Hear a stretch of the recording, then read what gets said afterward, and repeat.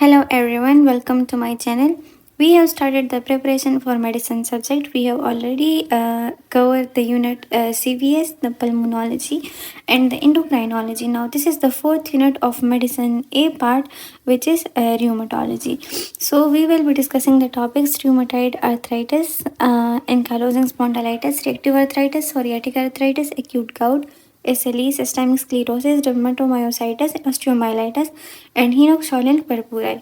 Okay, so starting from our first topic, that is rheumatoid arthritis. Okay, we are having a scenario that there is a patient of 30 years old admitted to hospital with a 12 weeks history of morning stiffness, pain, and swelling of both hands and ankle joints. On examination, she was anemic and had bilateral symmetrical swelling of small joints of hand and ankle joints. So, the definition of rheumatoid arthritis is that it is the most common inflammatory arthritis. It is chronic and symmetric and debilitating and destructive inflammatory polyarthritis. The clinical features are symmetric involvement of the joints. Polyarticular joints are involved, that is greater than or equal to 5 joints. Small joints are affected first, and morning stiffness improve with activity. Constitutional symptoms, that is fever, fatigue, anorexia, and weight loss, may be present. The diagnostic criteria for rheumatoid arthritis is that the greater than or equal to 4 features among these are the present, that is morning stiffness for greater than 1 hour, arthritis of greater than or equal to 3 joints, arthritis of hand joints, symmetrical arthritis, rheumatoid nodules, rheumatoid factors, radiological changes, that is osteopenia and erosion, and duration of greater than 6 weeks or equal to 6 weeks. Now the following investigations are done for the rheumatoid arthritis. These are CBC for anemia, ESR, and CRP, which are raised. Positive ANA is done, that is antinuclear antibodies. Rheumatoid factor is checked, that is positive in 70% of the patients. Anti-CCP is done, which is sensitivity similar to rheumatoid factor 70%, but higher specificity is greater than 95%. X-ray of the hand and wrist is done, which is a symmetrical narrowing of the joint space. Periarticular osteopenia, bone erosions and deformities. Chest X-ray is done for active tuberculosis, and synovial fluid analysis is done. Okay, the treatment options for the rheumatoid arthritis are supportive, which is care of bone and bowel bladder, vaccination, evaluation of the patients, counsel the patient, recommend physiotherapy and nutritional therapy, and occupations therapy. Then NSAIDs are given, which are best initial therapy to relieve pain, aspirin, COX-2 inhibitors, and short course of glucocorticoids is given. Then steroids are given, which are used for pain relief when NSAIDs are not helping. Steroids are also used as bridge when waiting for DMARDs to take effect. And then the DMARDs are used, which are the disease modifying anti-rheumatic drugs. Methotrexate, hydrochloroquine, and sulfasalazine is used. Biological agents are anti-tumor necrosis factor, tumor inhibitor, that is adalimumab and infliximab. Then the complications of rheumatoid arthritis are tendon rupture, backyard cyst, joint infection, spinal cord compression, renal involvement, and drug complication. So we have studied the first topic, that is rheumatoid arthritis, the scenario, then the definition, then the clinical features, the diagnostic criteria to confirm the diagnosis, then the investigations, which are CBC, positive ANA, rheumatoid factor, anti-CCP, X-rays of the hand and wrist, chest X-ray, synovial fluid analysis. Then we discuss the treatment options, which are supportive treatment and NSAIDs, steroids, DMARDs, biological agents are given. Then we discuss the complications. Now coming towards the next topic, that is ankylosing spondylitis. Ankylosing means stiff and spondylitis means spine. So the stiffness of the spine is known as ankylosing spondylitis. We are having a scenario that there is a 27 years old male complain of lower back ache radiating to thighs from last 1.5 year. Pain is worst in the morning. He also gives history of recurrent pains in left knee and in sacroiliac joint. He has also noticed that he is becoming increasingly dyspneic. On examination, lumbar spine is stiff in all movements with tender sacroiliac joints. So the scenario is that there is lower back ache, early morning stiffness, limitation of the spinal movements, then treated for iritis and extended over sacroiliac joint. The definition of ankylosing spondylitis is that it is seronegative spondyloarthritis, chronic inflammatory arthritis which is predominantly affecting sacroiliac joints and spine.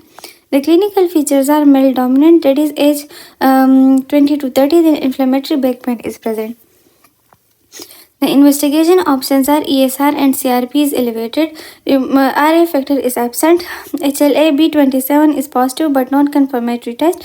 Then X-ray of sacroiliac joint is done, which is best initial test, which shows the sacroiliac joint disease with erosion and sclerosis. Then X-ray of spine is done, which shows the bamboo spine, that is fusion of the vertebrae due to calcification of the ligaments. Okay. Then MRI spine is done, which is the most accurate test. So the investigation options are ESR, RA, HLA, B27, X-ray of spine, and MRI spine. The treatment options are general and specific. The general are patient education and physical activity, which is a cornerstone of management. Then the physical therapy, and then the exercise, that is daily back extension exercise, swimming is ideal exercise, and avoidance of the poor posture. The management options are specific, which are NSAIDs. Best initial treatment is endomethacin and pyroxicam. Then anti-tumor necrosis factor therapy is given, which is infliximab and adalimumab. Then sulfasalazines are given, which works best in methotrexate in long-term suppression of arthritis. Then steroids are given. Okay. And the complications of ankylosing spondylitis are conjunctivitis, GI ulcers, heart block, iritis, pulmonary fibrosis, aortic root fibrosis, and anterior uveitis. The diagnostic points for ankylosing spondylitis are morning stiffness, pain worst in the morning, lower backache, sacroiliac joint involvement, lumbar sacral joint, and uveitis. Okay, the counseling is done for the ankylosing spondylitis, which is that introduce yourself and explain the disease, then tell them importance of the appropriate posture, then then tell them the proper sleeping posture and what kind of chair to sit, and the sitting portion. Then advise the patient about car driving and proper shoes and recreational sports and working postures and working environments, then proper head rest position, then advise regular massage to loosen up stiffness, then advise to use bed head and posture straight and calcium rich diet and follow up, and then thank you. Okay, so we have discussed the topic ankylosing spondylitis. We have discussed the scenario, then the clinical features, the diagnostic points for the ankylosing spondylitis, then the definition, then the clinical features, then what investigations are done. These are ESR, RA factor, HLA-B27 positive, X-rays of the sacroiliac joint, X-ray of the spine, and MRI spine. Then the treatment options, which are general and specific. In specific, we have NSAIDs, anti-tumor necrosis factor therapy, sulfasalazine, and steroids. Then we discuss the complications and the diagnostic points, and then we discuss the counseling, that introduce yourself and explain the disease and tell them the importance of appropriate posture to sleep on and proper sleeping box posture, what kind of chair to sit, and sitting posture. Then advice about car driving and proper shoes and recreational sports, working postures and working environment. Then proper headrest position, advise regular massage to loosen up the stiffness, and advise to use the bed head, and posture should be straight, and calcium rich diet should be used, and the follow-up should be done, and then thanks the patient. So this was the topic in ankylosing spondylitis. Now coming towards the reactive arthritis. Okay, reactive arthritis, also known as Reiter syndrome. Okay, we are having a scenario, Reiter syndrome, that there is a young laboratory technician presented with pain and swelling of the left knee, right ankle joint, and right sacroiliac joint. History of loose motions 2 weeks ago. On examination, he is afebrile with redness in the both eyes and left knee, and right ankle joints are swollen, tender with restricted movements. Rest of the examination is unremarkable. So, what is the diagnosis, the differential diagnosis, the treatment, and extra-articular manifestations? Another scenario is that there is a young man having pain and swelling of the right knee, left ankle, and left sacroiliac joint. So, this is the reactive arthritis. We are having a definition, that is seronegative spondyloarthritis, the disease of young men with sex ratio 15:1, and it is most common cause of inflammatory arthritis. The clinical features are acute onset, asymmetrical arthritis affecting lower limb greater than upper limb, and STDs that is GI infections, lower back pain, stiffness, and extraauricular manifestations are nail dystrophy with sublingual hyperkeratosis, painless mouth ulcers, tongue, palate, buccal mucosa, and lips. Uveitis is present, which is rare with the first attack. Cutaneous lesions are present, which are circinate balanitis of the glans penis and keratoderma blenorrhea. Okay, so the circinate balanitis of glans penis are painless superficial ulceration, and the keratoderma blenorrhea is the painless large crushy plaque and pustules of feet, palms, trunk, scalp, and scrotum. Now the investigation options are raised ESR and CRP, and synovial fluid examination is done, which contain inflammatory cells and giant macrophages, that is erythrocytes cells. X-ray is done. PCR of urine or genital swab for chlamydia. Stool culture is done, and negative are affected, and autoantibodies are negative. The treatment options are acute attack, rest, NSAIDs and analgesia, intra-auricular steroids, patients with severe sinusitis, antibiotics if in evidence of the infection, anterior uveitis, that is medical emergency and treated with corticosteroids, systemic and subconjunctivitis, and DMARDs are used for persistent symptoms, recurrent arthritis, and severe keratoderma blenorrhea, and the differential diagnoses are osteoarthritis, psoriatic arthritis, rheumatoid arthritis, ankylosing spondylitis, septic arthritis, and pyogenic arthritis.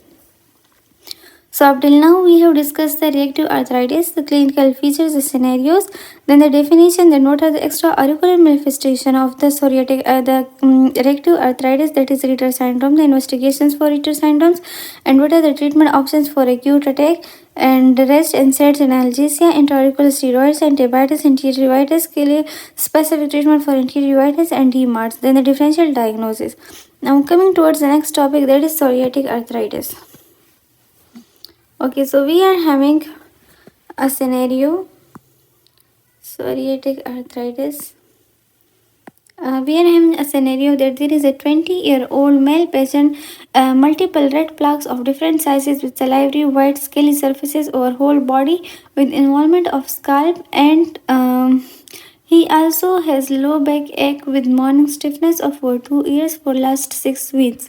The VDRL and rheumatoid factors are negative. ALT, SGPT is normal.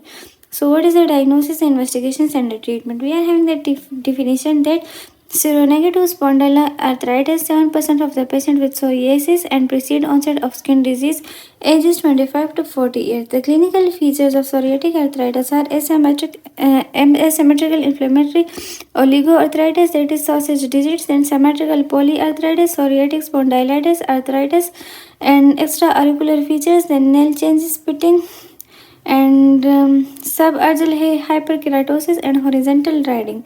Then the investigation options are infection screening, HIV screening, throat swab for streptococcus, HIV screening, autoantibodies, HLA, and X-ray lumbar spine. The diagnostic process are salivary white scaly surface, lower back ache, morning stiffness, and nail involvements and nail pitting. The treatment options are for patient counseling, that is reassurance is needed, and topical agents are used, which are dithranol, Vaseline, vitamin D agonist, retinoids, and corticosteroids. And the systemic agents are given. The systemic agents are retinoids, immunosuppressant, for example, methotrexate, and immunodulators, for example, fumaric acid. The anti-tumor necrosis factor are used, which are biological agents, that is infliximab and adalimumab. Phototherapy is given, which is PUVA therapy may improve skin and joint disease, and the diagnostic points for this disease are silvery white scaly surface, lower back ache pain, and morning stiffness, and involvement of the nails, that is nail pitting.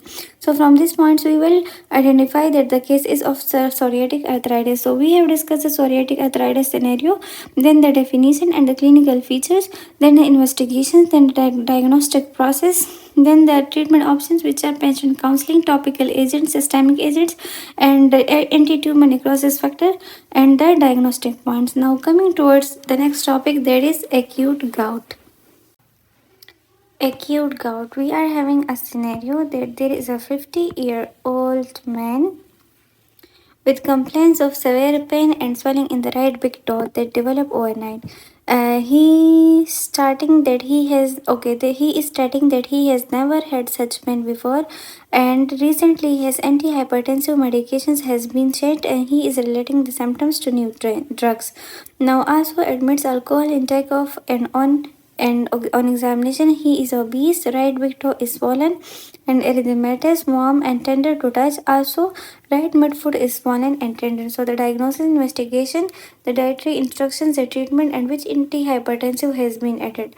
Now the definition of the acute gout is that it is type of crystal deposition disease characterized by deposition of monosodium urate crystals into joints and other tissues. The causes are primary gout and secondary gout. The primary gout is metabolic defect in uric acid. The secondary gout is uric acid overproduction, that is alcoholism and Leach-Nyhan syndrome, and uric acid dehydration, diuretics, etc. So, the risk factors for this disease are aging, male, obesity, alcohol, and red meat, fructose, decreased vitamin C, and gout and hyperuricemia.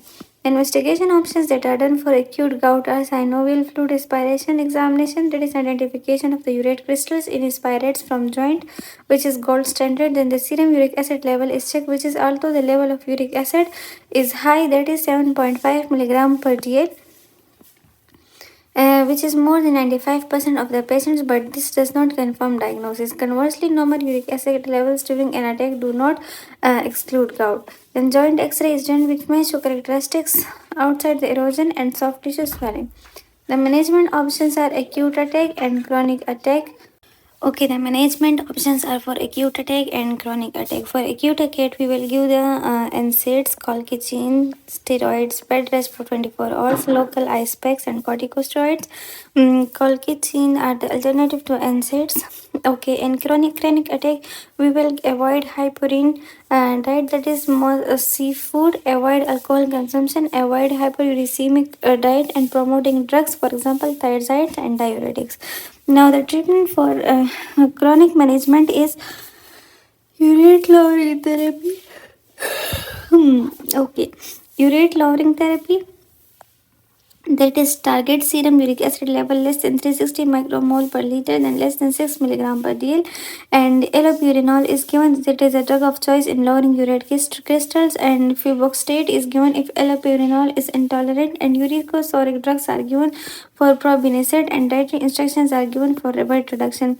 Reduction or cessation in alcohol intake, avoid food containing high levels of purines, for example meat, and good fluid intake is advised. So we have studied the topic gout, then the scenario for the acute gout, then the definition, then what are the causes of the primary gout and the secondary gout, then what are the investigation options. These are synovial fluid aspiration examination, serum uric acid level examination, and joint X-ray is done. For management, we are having the management for acute headache and chronic headache. Then we discuss the chronic management of the acute gout, then urate lowering therapy, allopurinol, and febuxostate, uricosuric drugs, and diet instructions. Now coming towards the next topic, that is SLE. Okay, so we are having a scenario that there is a young female patient and with long-standing history of multiple joint pains and recurrent abortion. On examination, she is febrile, having butterfly rash on face, and BP is 150 by 400 mm of Hg. Urine RE shows proteins. Another scenario is that there is a 28 years old female and symmetrical joint pain and fever and hair loss from last 2 months. On examination, butterfly rash, and her BP 150 by 100 mm of Hg. Periorbital puffiness and edema feed is present. So the definition of SLE is it is a multi-system inflammatory autoimmune disease with a broad spectrum of clinical manifestation and is associated with antinuclear antibody production. The clinical features are rash, discoid, Miller, and oral rash. Then PAN, that is photosensitivity, arthritis, ANA, neurological, that is psychosis, immunological, infection, and hematological, that is decreased HB. The diagnosis points are that female rash is greater than male, 20 to 40 years of age is common, proteinuria is present, butterfly rash is present, joint pain is present, and history of abortion is present. The investigation options are CBC, that is leukopenia, lymphopenia, and thrombocytopenia is present. The ESR is done, that is elevated but CRP usually normal. Urea and creatinine and urine analysis is done for proteinuria and for cellular cast and decreased complement levels, complements level, that is C3 and C4, and autoantibodies are done, which is anti-neutrophilic antibody negative in SLE, anti-double stranded DNA, that is highly specific for CLE, then anti-Smith antibodies which are highly specific for SLE and associated with renal disease. SMA, that is smooth muscle antibody, is done for claims for diagnosis. Antiphospholipid antibody is done which causes abortion. R affected is done which may be positive or negative. Urine R is done for proteinuria, and serum creatinine is done. The treatment options for SLE are analgesia and NSAIDs for mild disease limited to skin and joints, and antimalarial are given, that is hydroxychloroquine used for moderate skin and joint symptoms. Then belimumab is given, which is used in patients with arthritis, psoriasis, or skin disease. Corticosteroids cream plus oral glucocorticoids are given for skin rash and acute flare. High dose intravenous steroids plus intravenous cyclophosphamides are given. Maintenance therapy is provided for oral steroids, that is oral steroids and immunosuppressants that are isothiopurine, methotrexate, and mycophenolate. Then antipyretics are given. The general measurements are protective clothing, sunglasses, and sun blocking. And in pregnancy, pregnant ladies are screened for SSA or anti-RO antibodies, and sulfosalide steroid use is effective in pregnancy. The complications of SLE are retinal vasculitis, hemolytic anemia, serositis, CNS involvement, and pneumonitis, infective endocarditis, pleural effusion, renal failure, bone deformity, and abortion. A differential diagnosis for SLE are drug-induced SLE, rheumatoid arthritis, various forms of dermatitis, mixed connective tissue disease, epilepsy, and multiple sclerosis. So up till now we have studied the SLE, that scenario for SLE. Then what are the diagnosis, investigation, treatment, and complications? Then the definition, then the clinical features, then the PAN, that is photosensitivity, arthritis, ANA, and neurological, immunological, and hematological features. Then what are the diagnostic points, investigation options, which are CBC, SR, urea, and creatinine, and urinalysis. Decrease complements level and to antibodies, that is anti-neutrophilic antibody, anti-double stranded DNA, and anti-Smith antibody. And the SMA, the antiphospholipid antibody, and R effector, urine RE, and serum creatinine. Then the treatment options are analgesics and NSAIDs. Then the antimalarial drugs, the belimumab, the corticosteroids cream plus oral glucocorticoids. Then the maintenance therapy, then the antipyretics, then the general therapy, and the treatment in pregnancy. Then what are the complications of SLE, and what are the differential diagnoses? Now coming towards the next topic, that is systemic sclerosis. Okay, so we are having a scenario that there is a 30-year-old woman to come to OPD with complaints that her fingers turns blue on exposure to cold, which regain its color when she warms her hands. History of low-grade fever and joint pain from the last 3 months is present. On examination, she has beaked nose with difficulty in opening mouth. Properly, skin of hands have become thickened. BP is 140 by 100 and ESR is 90 mm in first hour. Another scenario is that there is shortness of breath, history of bluish discoloration of the fingers, difficulty in food swallowing. On examination, skin tightening with some fingertip ulcers, and BP 140 by 100 is present. The rest of examination is unremarkable.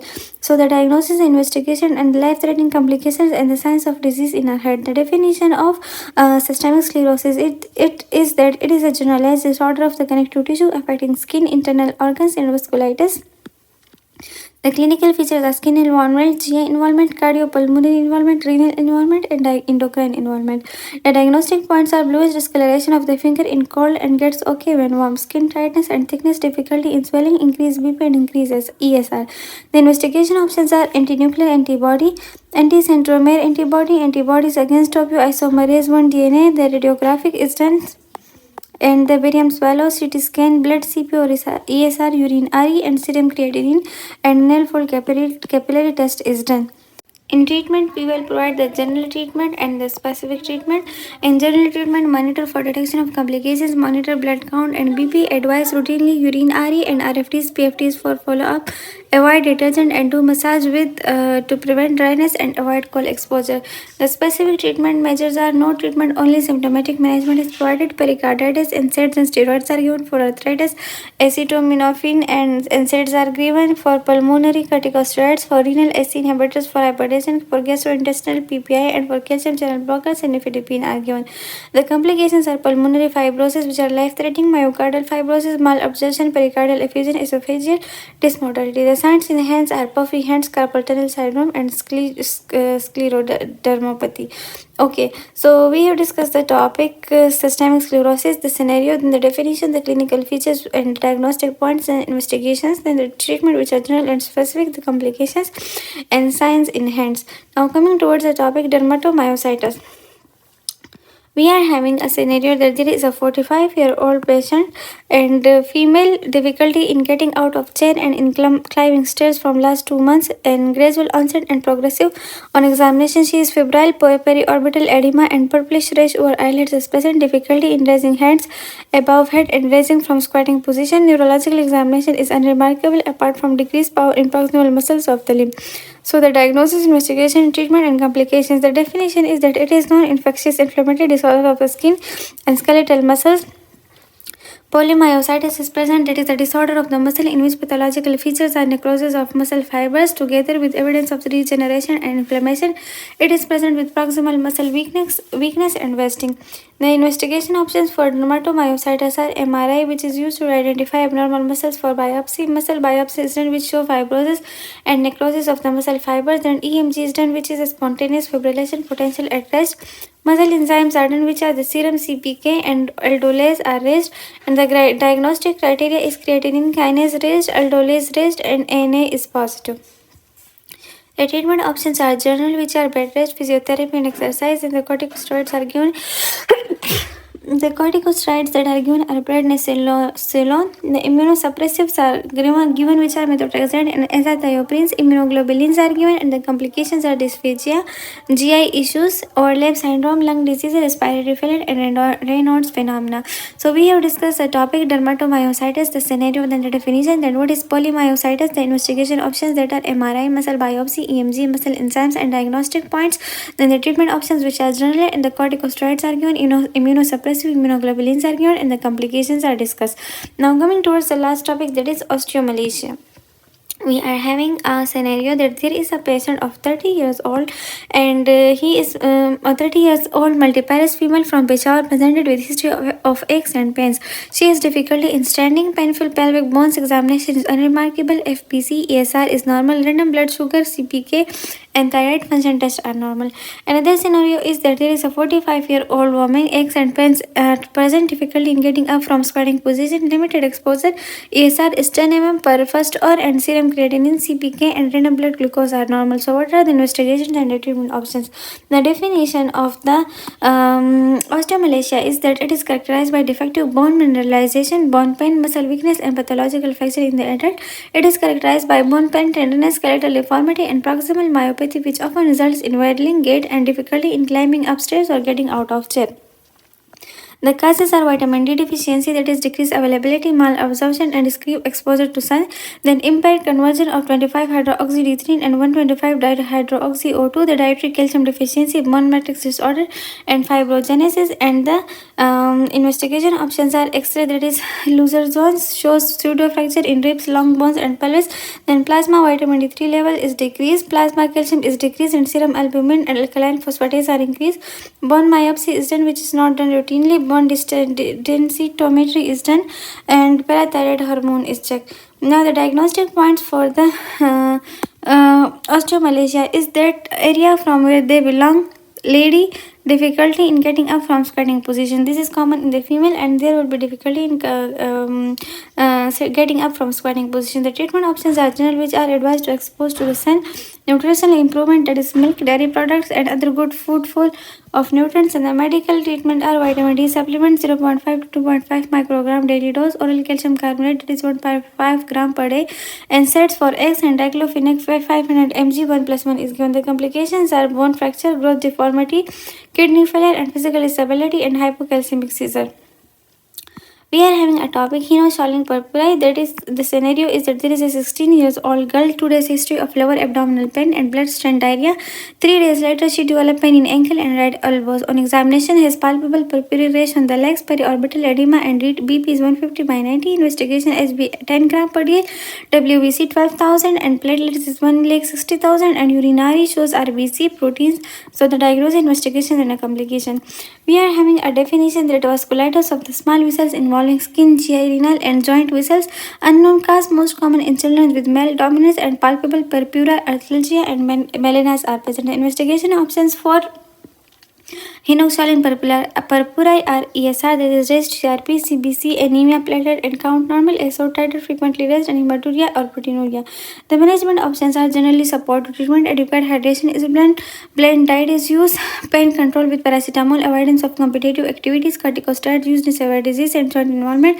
For chronic renal disease, azathioprine, cyclophosphamide, and mycophenolate are included. The complications are GI hemorrhage and bowel perforation and arthritis and testicular lesions.